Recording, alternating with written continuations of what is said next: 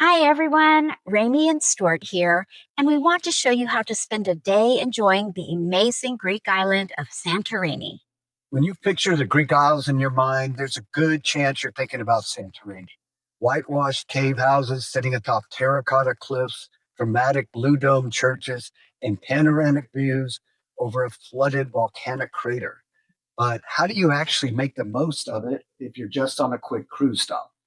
We visited in late October, and on our 10-day Norwegian Cruise Line voyage, and even in the off-season, Santorini is wall-to-wall tourists.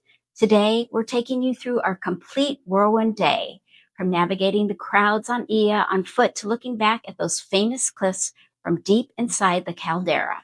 So let's get started. We are Rami and Stuart of the Globetrotters, happily retired and traveling one adventure at a time.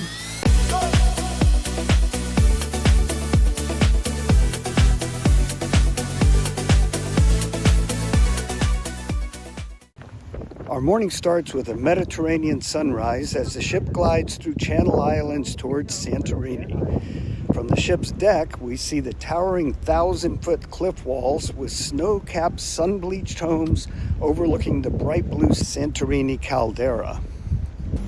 Because cruise ships can't dock directly along these sheer cliffs, we anchor out in the bay and take a tender boat ashore to the Athinios Ferry Port. From there, we board our tour bus and begin winding our way up the switchbacks toward the village of Ia.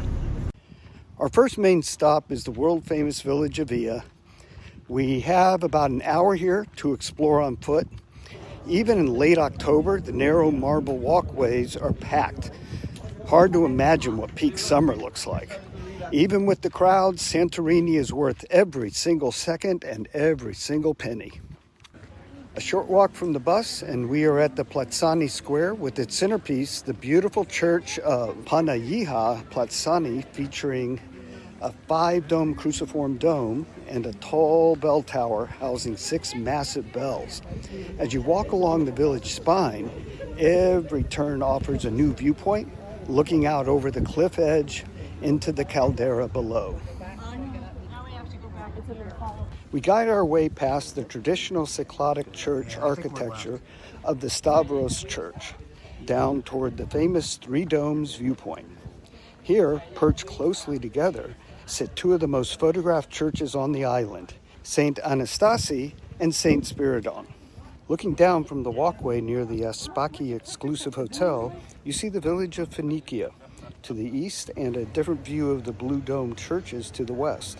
A last look up at the Blue Dome Staurós Church, and we start down the Nomikou for a closer look at St. Anastasi, perched high above the Aegean Sea.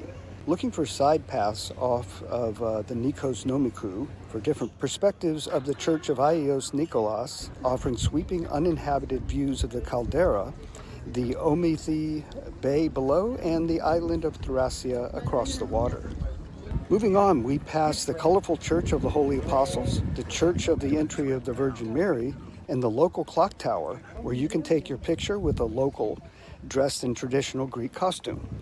There are always plenty of colorful and intricate handmade wares for sale from local vendors, complete with amazing views. We next hop back on our bus and make our way along the winding descent of the Athinios Serpentines all the way down to the ferry terminal, where we board a traditional Greek kaiki for an 80-minute cruise across the caldera. Seeing Santorini from the water gives you a completely different appreciation for its scale.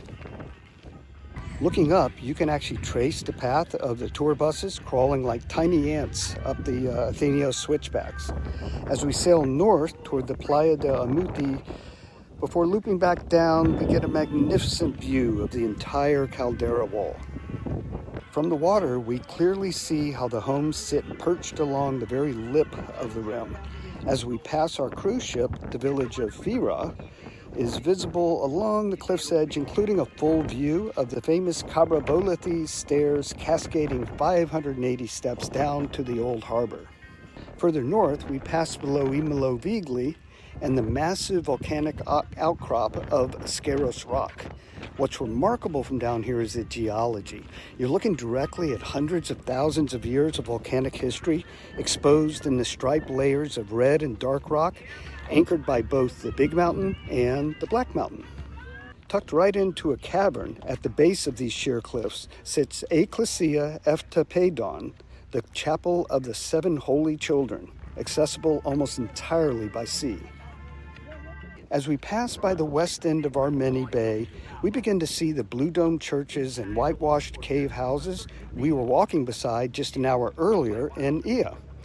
Looking straight up from Armeni, they appear to hang right over the edge of the sky. From here, we begin our early sunset journey back to the port. The cliffs start to turn a golden hue that highlights the many layers of oxidized basalt and scoria running alongside dark charcoal volcanic rock. At the base of the village of Imirovigli, we get a good look at a very cool volcanic sea stack at the base of the Skaros Rock. More sun-drenched cliffs lining the base of the Caldera wall, and we arrive at the old port of Fira. Despite being one of Greece's smallest ports, it is actually one of the busiest island ferry hubs in the entire country of Greece.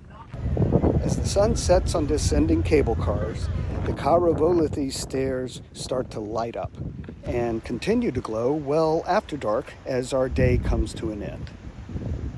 Whether you're exploring its winding marble paths on foot or taking in the sheer magnitude of its cliffs from a boat on the Caldera, a single day in Santorini is an experience you'll never, ever forget. We are the Globetrotters, and we hope you enjoyed exploring Santorini, Greece with us. For more travel guides and inspiration, visit us at theglobetrotters.com. And if you love this video, please make sure to subscribe and explore with us. We can't wait to see you on our next adventure.